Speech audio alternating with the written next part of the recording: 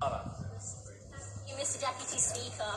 Today, nearly 20 years since Tony Blair dutifully followed George W. Bush to war in Afghanistan, this House has an obligation to learn its lessons and to ensure its mistakes are never repeated. Mr. Deputy Speaker, I want to start by stating a hard but clear truth that some in this House do not want to hear. The 20-year war on Afghanistan was a mistake of catastrophic proportions, causing untold human tragedy.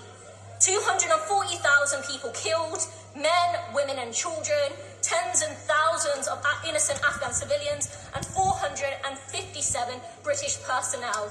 This House must never again send British service personnel to die in futile wars. Mr. Deputy Speaker, rather than repeating the mistakes of the past, we must learn this lesson for the future.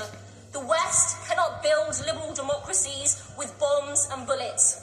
That dangerous fantasy, cooked up by neoconservative fanatics in Washington and championed by their faithful followers in London, has brought untold death and destruction to Afghanistan, to Iraq, to Libya and many other places in wars that have made us all unsafe. So today, we must rid ourselves of the delusion that the answer to failed intervention is yet more intervention, and dispense with the belief that freedom abroad and safety at home can be won through wars and regime change. Mr. Deputy Speaker, after all of this bloodshed, we have a special duty to the people of Afghanistan. Today, as Afghans flee for their lives, with heartbreaking images of people desperately clinging onto planes, hoping that the sky is safer than the land, and Afghan asylum seekers already here, they must be provided with unconditional amnesty. And on this issue, I want to raise with the government again the case of my constituent Jamal and his father.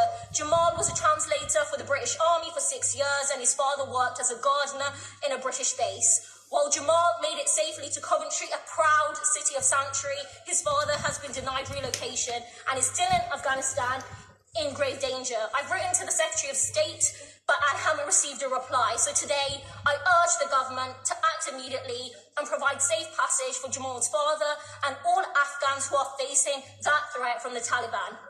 Mr. Deputy Speaker, the war on Afghanistan was the first war on terror.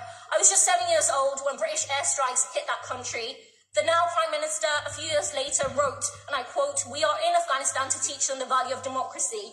Today, after 20 years of bloodshed, it is incumbent on us to learn that democracy cannot be bombed into existence, that American military might is no friend of freedom, and to ensure that this first war on terror is Britain's last war of aggression. Thank you. Order. The final contribution, and I do apologise to over 80 members who didn't get in on this particular debate.